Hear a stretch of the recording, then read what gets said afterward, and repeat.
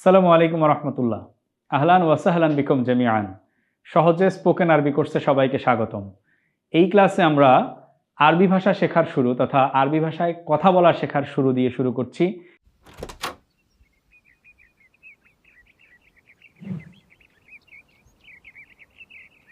কিভাবে আরবি ভাষায় কথা বলতে হবে। আমরা প্রথমেই আরবি ভাষায় কথা বলার জন্য আরবি ভাষার যে বর্ণমালা রয়েছে, প্রত্যেকটি ভাষার আমরা জানি একটি বর্ণমালা থাকে। এই বর্ণমালাটিকে আগে আমরা শিখে নিব, যেটিকে আরবিতে আল হরুফ আল হিজাইয়া বা আরবি বর্ণমালা, যেগুলোকে আরবিতে হরুফ বলা হয়। হরফ শব্দটি হচ্ছে একবচন, বহুবচনে হরুফ। এই হরুফগুলো আগে আমরা শিখে নিব।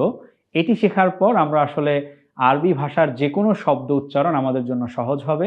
আমরা কথা বলতে বলাটা আমাদের জন্য সহজ হবে।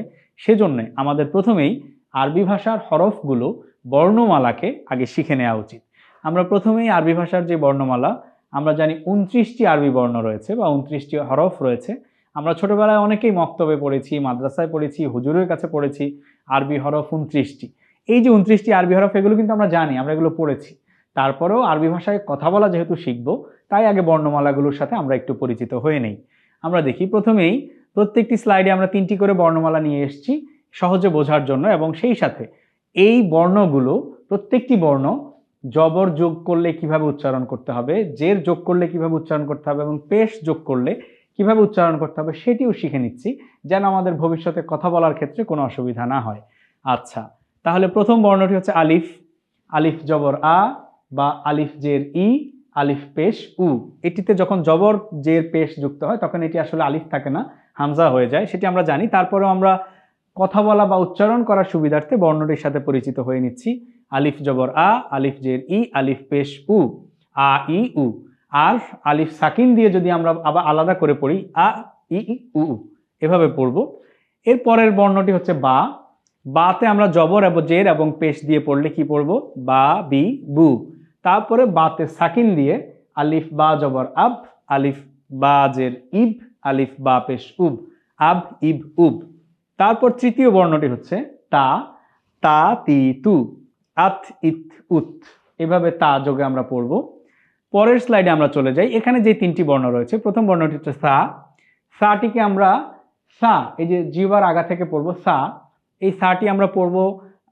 আরবি ভাষায় কিছু বর্ণ রয়েছে যেগুলো আসলে সাধারণত অন্য ভাষার মধ্যে ওইভাবে পাওয়া যায় না, একটু তখন উচ্চারণ করা কঠিন হয়। যেমন সা, জাল, ভ, এই বর্ণগুলো আসলে সাধারণত সার মতো আরেকটি বর্ণ আছে সিমিলার, সেটি হলো সিন। কিন্তু আমরা সিন এবং সার মধ্যে একটি পার্থক্য রয়েছে উচ্চারণ করার সময়। দেখুন, আমরা যদি এখানে মাখরাজ পড়াবো না, উচ্চারণের স্থান যেগুলো, সেগুলো আমরা ছোটবেলায় পড়েছি বা কোরআন শেখার জন্য আমাদের পড়া হয়েছে, আমরা মাখরাজে যাব না, শুধু আমরা উচ্চারণের যে একটা ভিন্নতা রয়েছে সেটি খেয়াল রাখবো। সা, সি, সু, সাটা এখান থেকে উচ্চারিত হয়। আস, ইস, উস, এটি আমরা খেয়াল রাখবো যে এভাবে উচ্চারিত হবে। তারপরে আমরা জিমে চলে যাব। জিমের যে উচ্চারণটি, জিমে জবর জের এবং পেশ যোগ করলে যা হবে যা, জি, জু। আর জিমের আমরা তারপরে যখন জিমকে সাকিন যুক্ত করব, আজ, ইজ, উজ। এগুলো আমাদের জন্য খুব সহজ পাঠ, আমরা বর্ণমালার সাথে পরিচিত হচ্ছি। তারপরে হা, আমরা জানি হা হচ্ছে কণ্ঠনালীর মধ্যখান থেকে উচ্চারিত হয়, আইন এবং হা এই দুটি বর্ণ, হা, হি, হু। তারপরে যখন হাতে সাকিন হবে, আলিফ হা জবর আহ, আলিফ হা জের ইহ, আলিফ হা পেশ উহ, এভাবে আমরা খেয়াল রাখবো। তারপর আমরা চলে যাচ্ছি খতে। খ জবর খ, খ জের হি, খ পেশ খু, আখ, ইখ, উখ। তারপর দাল। দাল জবর দা, দি, দু, আদ, ইদ, উদ। তারপর জাল। জালটিও আমরা জানি উচ্চারণ একটু ভিন্নতা রয়েছে, ঝা, জিম, জ, জাল একই রকম, কিন্তু জিম উচ্চারণ হবে, আমরা জানি জিমকে আমরা বাংলায় লেখার সময় বর্গীয় জ দিয়ে লিখি, আর জাল, জ, ঝা এই 3টিকে আমরা অন্তস্থ জ দিয়ে লিখি, খেয়াল রাখবো ওভাবে। জালটি একটু হালকা, জাল, জাল, জাল, এভাবে আমরা উচ্চারণ করি। জা, জি, জু, আজ, ইজ, উজ। খেয়াল রাখবো আমরা উচ্চারণটি কিভাবে, উচ্চারণের যে ভিন্নতা রয়েছে এটি আমরা খেয়াল রাখবো। র, র, রি, রু। রতে কিন্তু যখন জবর বা পেশ হবে তখন র মোটা করে পড়তে হয়, আর যখন জের হবে তখন সেটা চিকন করে পড়তে হয়। আর, ইর, আর, ইর, উর, এভাবে আমরা খেয়াল রাখবো। তারপর হচ্ছে ঝা। ঝা, এই ঝাটি উচ্চারণ করার সময় আজ, জাইতুন, জিনাতুন, এভাবে আমরা খেয়াল রাখবো। জা, জি, জু, আজ, ইজ, উজ। তারপরের বর্ণটি হচ্ছে সিন, সা, সি, সু, আস, ইস, উস। তারপরের বর্ণ আমরা শিন, সিনের পর যেটি আসে সেটা হচ্ছে শিন। শিনটা আমরা বাংলায় তালব্য স দিয়ে যেভাবে লিখি সেভাবে উচ্চারণ করব। শিন, সা, শি, সু, আস, ইস, উস। তারপরে সদ, সদ এটি হচ্ছে একটু মোটা করে উচ্চারিত হয়, সদ এভাবে স, সি, সু, আস, ইস, উস। তারপরের বর্ণটি হচ্ছে দদ। আরবি ভাষাকে লুগাতু দদ বলা হয়। এই দদ বর্ণের নামানুসারেই আরবি ভাষাকে লুগাতু দদও বলা হয়ে থাকে। বদের উচ্চারণটি আমরা একটু মোটা করে করতে হবে। আরবি ভাষায় যে 7টি বর্ণ মোটা করে উচ্চারণ করতে হয় সেই 7টি বর্ণের মধ্যে দদ একটি। ব, দি, দু, আদ, ইদ, উদ। এভাবে আমরা বলিন যেভাবে উচ্চারণ করি সেভাবে খেয়াল রাখবো। তারপর হচ্ছে ত। তটি কলকলার হরফ রয়েছে আরবিতে 5টি। আমরা জানি 5টি কলকলার হরফ রয়েছে যেগুলোতে সাকিন হলে কলকলা করে পড়তে হয়। সেই 5টির একটি হচ্ছে ত, ত, তি, তু, আত, ইত, উত। এভাবে আমরা খেয়াল রাখবো। তারপরের বর্ণটি হচ্ছে ওয়া। আচ্ছা, ওয়ালিমিন, ওয়ালিম, জিলমুন, জিল্লুন। এভাবে আমরা খেয়াল রাখবো। জ, জি, জু, আজ, ইজ, উজ। আচ্ছা, তারপরের বর্ণটি হচ্ছে আইন। আইন আমরা একটু পূর্বে বলেছিলাম যে হলক বা কণ্ঠনালীর মধ্যখান থেকে উচ্চারিত দুটি বর্ণের একটি হচ্ছে আইন, আইন, হা। আচ্ছা, তাহলে আইনের বিষয়টি আমরা খেয়াল রাখবো। হামজা এবং আইনের মধ্যে পার্থক্য হচ্ছে হামজার উচ্চারণ আ, সাধারণ আ দিয়ে আমরা করি, আর আইনের উচ্চারণ আমরা হচ্ছে আইন, এখানে একটু কণ্ঠনালীর মধ্যখান থেকে উচ্চারণটি আসে, আ, ই, উ, আ, ই, উ। এভাবে আমরা খেয়াল রাখবো। তারপরের বর্ণটি হচ্ছে গইন।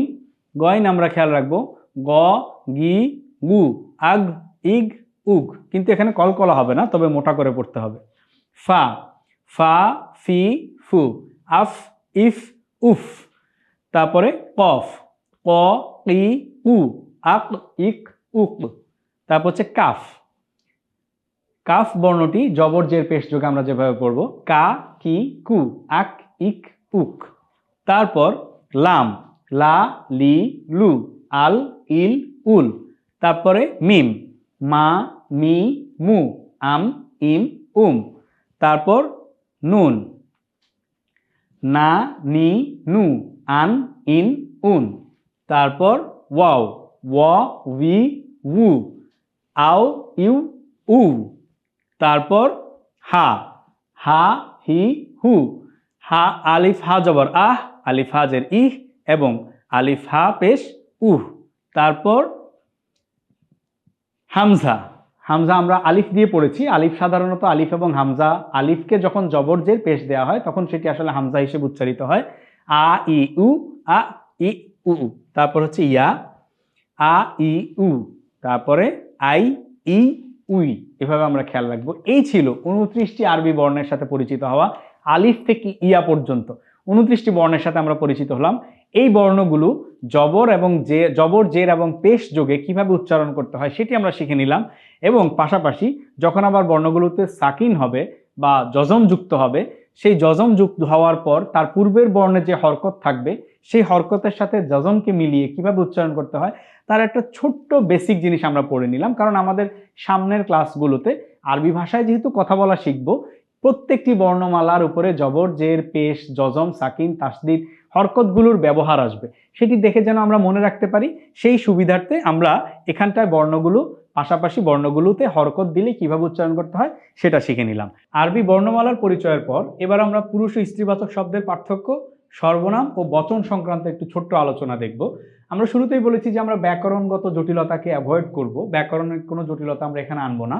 খুবই বেসিক কিছু জিনিস, যে আসলে কোন শব্দটি পুরুষবাচক শব্দ, কোন শব্দটি স্ত্রীবাচক শব্দ, এইরকম একটা ব্যাপার আমাদের কথায় বারবারই আসবে, যেহেতু আরবিতে এই জেন্ডারের পার্থক্যটা আমাদেরকে করতে হয়। দ্বিতীয়ত, সর্বনামটিও তো একটা খুবই ম্যান্ডেটরি জিনিস। আমরা আসলে সে, তুমি, আমি, এই সর্বনামগুলো আরবিতে কিভাবে বলা হয় সেটা আমাদের জানা প্রয়োজন। তৃতীয়ত, বাংলা ভাষায় যেমন একবচন বহুবচন রয়েছে, আরবি ভাষায় এরকম একবচন দ্বিবচন বহুবচন রয়েছে। তো এই একবচন দ্বিবচন বহুবচনের শব্দের রূপ পরিবর্তিত হয়। সেজন্য আমাদের বচনটাও জানা প্রয়োজন। এই তিনটা জিনিস আমরা কেবল শুরুতে একটু জেনে নেব, যাতে করে আমাদের পুরো কোর্সে বিভিন্ন লেকচারে আমরা যে পুরুষ এবং স্ত্রীবাচক শব্দের পার্থক্য হবে, সর্বনাম হবে চেঞ্জ হবে এবং বচন কারণে শব্দের রূপ পরিবর্তিত হবে সেটা যেন আমরা বুঝতে পারি। পুরুষ ও স্ত্রীবাচক শব্দের মধ্যে পার্থক্য আমরা জানি, আরবি শব্দগুলোতে পুরুষ এবং স্ত্রীবাচক শব্দ দেখেই চেনা যায়। এই যে দেখে চেনা, এটির আসলে বেশ কিছু নিয়ম রয়েছে আরবি ব্যাকরণে, কিন্তু আমরা অত সব নিয়ম কানুনে যাব না। আমরা কেবল একটি সাধারণ নিয়ম মনে রাখবো, সেটি হচ্ছে পুরুষবাচক আরবি শব্দের শেষাংশে এই যে তা, এটিকে মূলত মুয়ান্নাসের তা বা তানিসের তা বলা হয় আরবিতে। এই তাটি যুক্ত করলে সেটি স্ত্রীবাচক শব্দ হয়ে যায়। যেমন আমরা আমিল, আমিল শব্দটির দিকে যদি লক্ষ্য করি, এই আমিল শব্দটির অর্থ হচ্ছে কর্মী। বাংলা কর্মীকে আরবিতে বলা হয় আমিল। আর যিনি মহিলা কর্মী, আমরা এই শব্দটির আরবি যদি পুরুষবাচক শব্দকে স্ত্রীবাচক শব্দ বানাতে চাই, তাহলে মহিলা কর্মীর আরবিটি আমরা আমিল শব্দটির সাথে একটি তা যোগ করে দিচ্ছি, শব্দটি হয়ে যাচ্ছে আমিলাতুন, আমিলুন, আমিলাতুন। তাহলে একইভাবে কোনো একটি পুরুষবাচক শব্দের শেষে যখন আমরা তা যুক্ত করে দেই, এটিকে আমরা মুয়ান্নাসের তা বলি বা তা আর তানিস বলি, তখন সেটি স্ত্রীবাচক শব্দ হয়ে যায়। যেমন মুআল্লিমুন শিক্ষক, মুআল্লিমাতুন মহিলা শিক্ষক, তবিবুন ডাক্তার, তবিবাতুন মহিলা ডাক্তার, মুহান্দিসুন ইঞ্জিনিয়ার, মুহান্দিসাতুন মহিলা ইঞ্জিনিয়ার। এভাবে আমরা তা যুক্ত করে পুরুষবাচক শব্দকে স্ত্রীবাচক শব্দ বানিয়ে নিতে পারি। আরও কিছু নিয়ম রয়েছে, সেগুলোর দিকে আমরা যাচ্ছি না। আমাদের কোর্সে ভিডিওতে লেকচারে আলোচনা বোঝার সুবিধার্থে আমরা এটি মনে রাখবো যে পুরুষবাচক আরবি শব্দের শেষাংশে তা যুক্ত করলে সেটি স্ত্রীবাচক শব্দ হয়ে যায়। তারপর আমরা সর্বনামে চলে যাব। আসলে সর্বনামটি কি? সর্বনাম হচ্ছে, আমরা তো জানি বাংলা ভাষায় আমরা সর্বনাম জানি, নামের পরিবর্তে যেগুলো ব্যবহার করা হয় সেটি সর্বনাম, বা ইংরেজি ভাষায় আমরা নাউন এবং প্রনাউন চিনি, নাউনের পরিবর্তে যেটা ব্যবহার করা হয় সেটাই প্রনাউন। আচ্ছা, তাহলে এই যে সর্বনাম, সর্বনামগুলো কি কি? আমি, তুমি, সে, তারা, তাহারা, তাদের, এগুলোই হচ্ছে সর্বনাম। আচ্ছা, এরপর আমরা বচন সংক্রান্ত আলোচনাটি দেখব। আমরা জানি বাংলা ভাষায় একবচন দ্বিবচন রয়েছে, ইংরেজিতে সিঙ্গুলার নাম্বার প্লুরাল নাম্বার রয়েছে, কিন্তু আরবিতে একটু পার্থক্য আছে। আরবিতে রয়েছে একবচন, দ্বিবচন, বহুবচন, এবং এই বচনের পার্থক্যের কারণে শব্দের রূপ পরিবর্তিত হয়। একইভাবে এক বচনের জন্য একটি সর্বনাম ব্যবহৃত হয়, দ্বিবচনের জন্য আরেকটি সর্বনাম ব্যবহার করতে হয়, এবং বহুবচনের জন্য অন্য একটি সর্বনাম ব্যবহার করতে হয়। এই যে বচনগত পার্থক্যের কারণে প্রোনাউন বা সর্বনাম পাল্টে যায় এবং শব্দের রূপ পরিবর্তিত হয়, এই বিষয়গুলো আসলে আমাদেরকে মনে রাখতে হবে। আমাদের পুরো কোর্স জুড়ে বচনগত পার্থক্যের কারণে শব্দের রূপ পরিবর্তিত হওয়া, সর্বনামে পরিবর্তন আসা, এই বিষয়গুলো কিন্তু আমরা বারবার বিভিন্ন লেকচারে দেখব। এবার আমরা দেখব সর্বনাম সংক্রান্ত ব্যবহারটি। সাধারণত বাক্যে কোনো একটি সর্বনাম সাবজেক্ট হিসেবে ব্যবহৃত হতে পারে, অবজেক্ট হিসেবে ব্যবহৃত হতে পারে। আমরা জেনে নেব প্রথমেই যে আমি বা ফার্স্ট পারসন রয়েছে, এটি সাবজেক্ট হিসেবে কিভাবে ব্যবহৃত হয় এবং অবজেক্ট হিসেবে কিভাবে ব্যবহৃত হয়। যেমন আমি এর আরবি হচ্ছে আনা, আমরা আনা শব্দটি মুখস্থ রাখবো। আনা শব্দের অর্থ আমি। এখন ধরে নেই কোথায় সাবজেক্ট হিসেবে ব্যবহৃত হচ্ছে, আমি ভাত খাই, এটি আরবি কি হবে? আনা আকুলুর রুজ, বা আমি ভাত খাই। আনা অর্থ আমি, এখানে আনা সাবজেক্ট হিসেবে ব্যবহৃত হয়েছে। আচ্ছা, তারপর অবজেক্ট হিসেবে ব্যবহৃত হতে পারে, যেমন আমার। এই আমারের আরবি কি হবে? আমরা এটিকে শুধু এখানে ইয়া লিখেছি। কেন ইয়া লিখেছি? এটি একটি ছোট্ট উদাহরণের মাধ্যমে আপনাদেরকে বুঝাই। যেমন ইসমুন শব্দের অর্থ হচ্ছে নাম, আর ইসমি শব্দের অর্থ হচ্ছে আমার নাম। এই যে ইসমুন শব্দটির সাথে ইয়া যোগ করেছি, তখন এটি মাই অর্থ দেয়, অর্থাৎ আমার অর্থ দেয়। এই জন্য আমরা আমারের আরবি হিসেবে ইয়াটি রেখেছি, যে আমার জন্য বোঝানোর জন্য আমরা সাধারণত ইয়াই মুতাকাল্লিম বলে এটাকে। ইয়া যুক্ত করলেই সেখানে আমার অর্থটি পাওয়া যায়। আচ্ছা, সেখানে আমরা বিধেয় হিসেবে ব্যবহার হয় কিভাবে দেখি। আমার নাম, এখানে এই আমার নাম বলার ক্ষেত্রে এটি অবজেক্ট হিসেবে ব্যবহৃত হয়েছে। আমরা কি বলবো? ইসমি, অর্থাৎ আমার নাম। আচ্ছা, তারপর আমাকে, যেমন অনেক সময় হতে পারে আমরা কারোর কাছে কিছু জিনিস চাইতে পারি যে আমাকে এটা দিন। এই যে আমাকে দিন, এটার আরবি কি? আরবি হচ্ছে আতিনি, অর্থাৎ আতি শব্দের অর্থ হচ্ছে দিন, নি অর্থ আমাকে। এখানেও অবজেক্ট হিসেবে ব্যবহৃত হয়েছে ফার্স্ট পারসন। এখানে এই আমাকে আরবি হচ্ছে নি। তাহলে আমরা সাবজেক্ট হিসেবে আমি আসলে কিভাবে, সেটি আরবি কি হবে? আনা। আর অবজেক্ট হিসেবে আসলে আমরা কোনো একটি শব্দের সাথে এসএম বা নাউনের সাথে ইয়া যুক্ত করে সেখানে আমার অর্থ আনতে পারি। আবার আমাকে বোঝানোর জন্য সেখানে আমরা নি এই শব্দটি যুক্ত করে তারপর সেখানে আমাকে অর্থে ব্যবহার করতে পারি। এভাবে আমরা চলে যাব। এটা তো আমরা শুধু আমির জন্য দেখলাম। এবার আমরা দেখব আমরা বা আমাদের, আমাদেরকে এর জন্য আরবিতে আমরা কি ব্যবহার করি। আরবিতে আমরা এর সর্বনাম হচ্ছে বা আমরা এর আরবি শব্দ হচ্ছে নাহনু। তাহলে এই যে ফার্স্ট পারসন সিঙ্গুলার গেল, এটা হচ্ছে ফার্স্ট পারসন প্লুরাল, প্রথম পুরুষ বা বহুবচন। এখানে আমরা বোঝানোর জন্য আরবিতে বলা হয় নাহনু। নাহনু শব্দের অর্থ আমরা। আমরা এর মানে আনা এর বহুবচন হচ্ছে নাহনু, আমি থেকে আমরা। আচ্ছা, নাহনুটা আমরা দেখে নিলাম। এবার আমাদের জন্য বা কোনো একটি জিনিসকে যখন আমরা আমাদের মিন করি যে এটা আমাদের, সেখানে আরবি আমরা কি ব্যবহার করি? সেখানে ব্যবহার করি লানা। আর আমাদেরকে জন্য আমরা একইভাবে লানা ব্যবহার করে থাকি। এখানে খুব বেশি পার্থক্য নেই।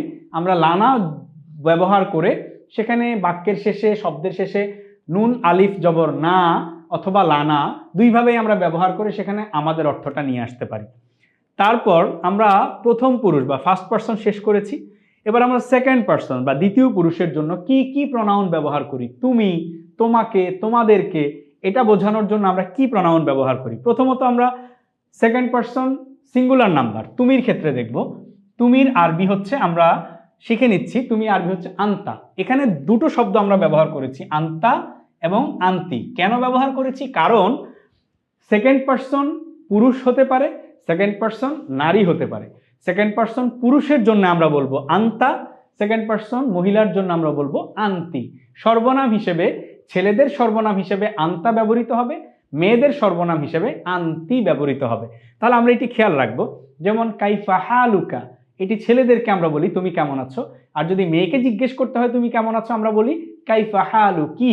এখানে কা এবং কি দিয়ে আমরা তুমি, ছেলে এবং মেয়েকে পার্থক্য করছি। একইভাবে আন্তা বা হচ্ছে তুমি, এটা যদি আমরা কোনো ছেলেকে বলি তাহলে বলবো আন্তা, আর যদি কোনো মেয়েকে বলি তাহলে বলবো আন্তি। এটি আমরা মনে রাখলাম। তারপরে তোমার বা তোমার জন্য বোঝানোর জন্য এই যে আমরা কা এবং কি ব্যবহার করেছি। কা অর্থ তোমার আর কি অর্থ তোমার। কা তোমার এটি আমরা ছেলের জন্য ব্যবহার করি, আর কি তোমার এটি আমরা মেয়ের জন্য ব্যবহার করি। আর তোমার জন্য বোঝানোর জন্য আমরা লাকা, লাকি ব্যবহার করি। লাকা অর্থ তোমার জন্য, এটি পুরুষকে বোঝায়, আর লাকি অর্থ তোমার জন্য, এটি মহিলাকে বোঝায়।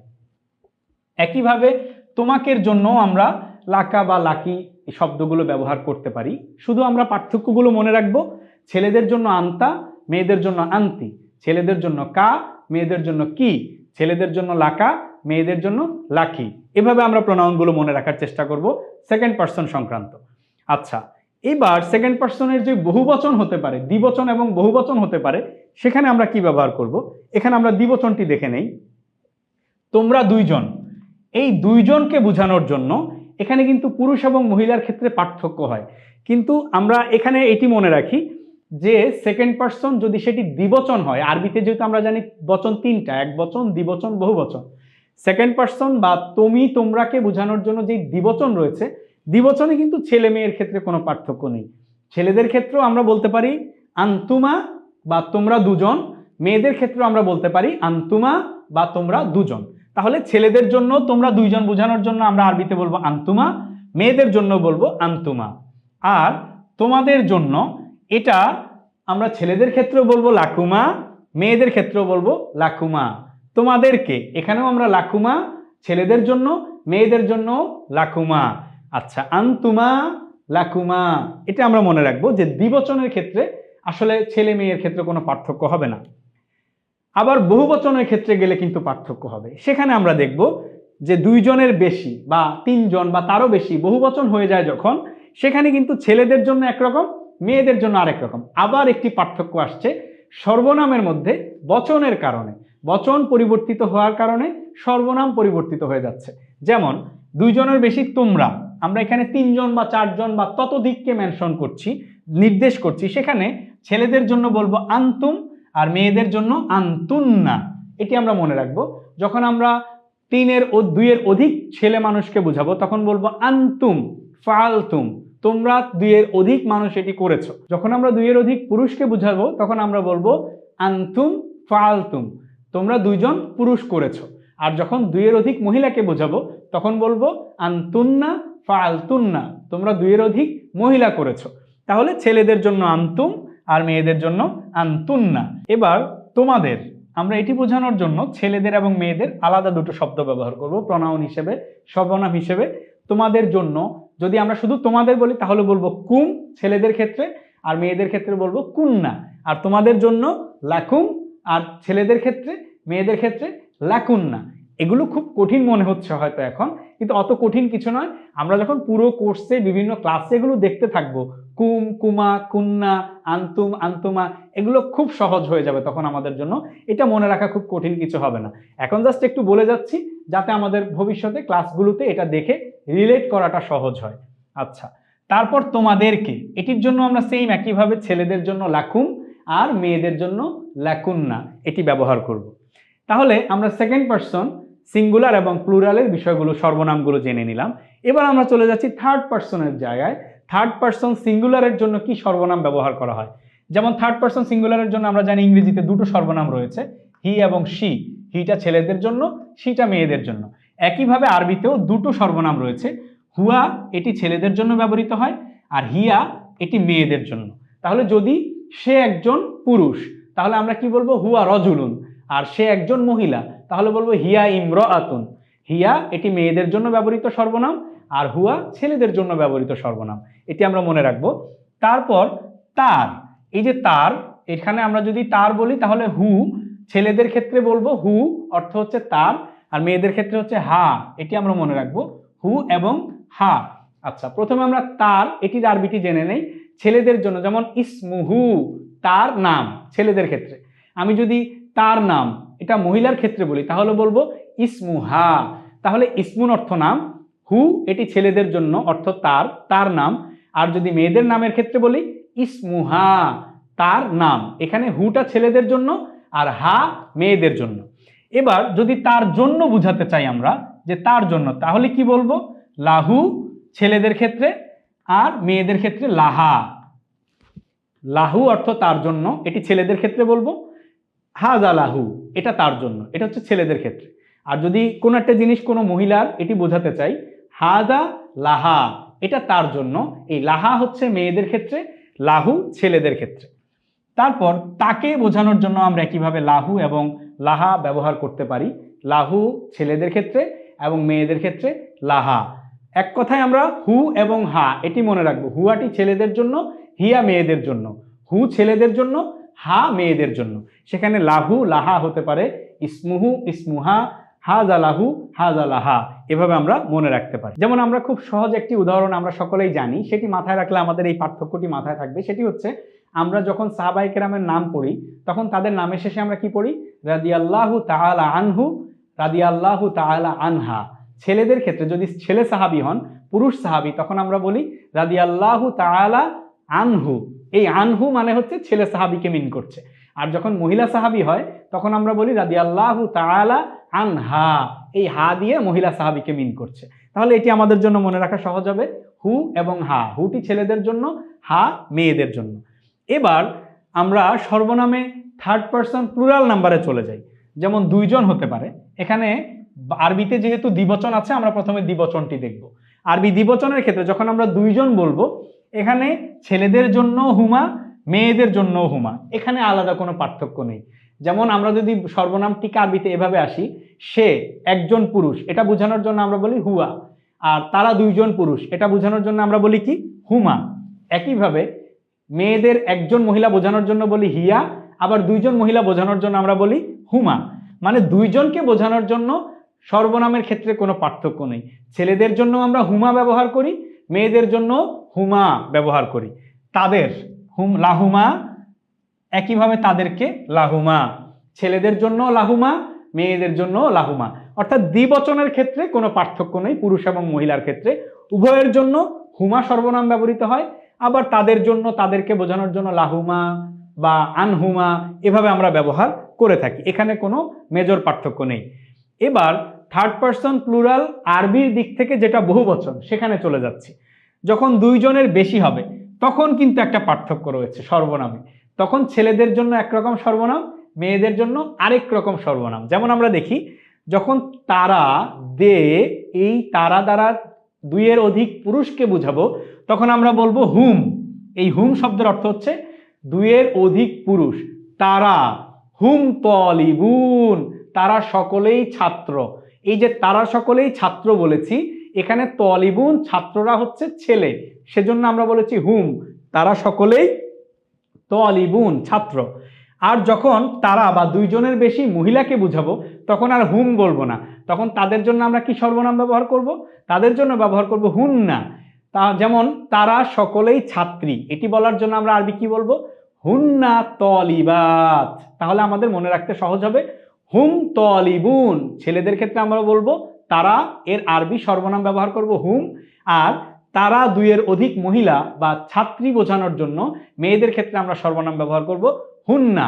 পার্থক্যটি মনে রাখার জন্য উদাহরণটি আরেকবার বলি, হুম তলিবুন তারা সকলেই ছাত্র, হুন্না তলিবাত তারা ছাত্রী। এভাবে আমরা মনে রাখবো। একইভাবে তাদের জন্য, তাদেরকে, এটার আরবি হিসাবে লাহুম লাহুন্না, লাহুম লাহুন্না। এটা এখানে পুরুষের জন্য লাহুম আর মহিলাদের জন্য লাহুন্না। যেমন আমরা সূরা কাফিরুনের একটি আয়াত এখানে রিলেট করে দিতে পারি, লাকুম দীনুকুম ওয়ালিয়া দিন, লাকুম তোমাদের জন্য আর লিয়া আমার জন্য। একইভাবে লাকুম লিয়া লাহুম, লাহুম অর্থ হচ্ছে তাদের জন্য, লাহুন্না তাদের জন্য। তাহলে লাহুম হচ্ছে ছেলেদের জন্য, লাহুন্না মেয়েদের জন্য, লাকুম ছেলেদের জন্য, লাকুন্না মেয়েদের জন্য। এভাবে আমরা মনে রাখতে পারি third person singular number, third person plural number, second person singular number, second person plural number, first person singular, first person plural. প্রত্যেকটি পারসন ওয়াইজ, বচন ওয়াইজ যেই সর্বনামগুলো রয়েছে আমরা মনে রাখবো হুয়া হুমা হুম, হিয়া হুমা হুন্না, আন্তা আন্তুমা আন্তুম, আন্তি আন্তুমা আন্তুন্না। এভাবে একেবারে সবগুলো আমরা মনে রাখবো লাকুম লাকুমা লাকুন্না, লাহুম লাহুমা লাহুন্না। এভাবে আমরা মনে রাখবো। তাহলে সর্বনাম সংক্রান্ত সবগুলো শব্দ আমাদের মনে রাখা সহজ হবে। এবং এটি কেন আমাদের গুরুত্বপূর্ণ? কারণ এরপর থেকে বিভিন্ন লেকচারে আমরা তো সর্বনামগুলো ভাবে আলাদা আলাদা করে হয়তো বলবো না, সেখানে আমরা দেখলেই যেন বুঝতে পারি যে এখানে কোন সর্বনামের জন্য বা কোন ব্যক্তিকে বোঝানোর জন্য, কতজনকে বোঝানোর জন্য এই সর্বনামটি ব্যবহার করা হয়েছে। তাহলে এই পর্যন্তই থাকছে আমাদের সর্বনাম, বচন এবং আরবি বর্ণমালার সাথে পরিচয়ের প্রথম ধাপ। তারপর থেকে প্রত্যেকটি ক্লাসে আমাদের বিভিন্ন সিচুয়েশন অনুযায়ী ডায়লগ ভিত্তিক আমাদের ক্লাস লেকচার চলবে। আশা করছি সবার কাছে ক্লাসটি ভালো লেগেছে। পরবর্তী ক্লাসগুলো দেখার আমন্ত্রণ জানিয়ে এই ক্লাসটি এখানেই শেষ করছি। সবাই ভালো থাকবেন, সুস্থ থাকবেন।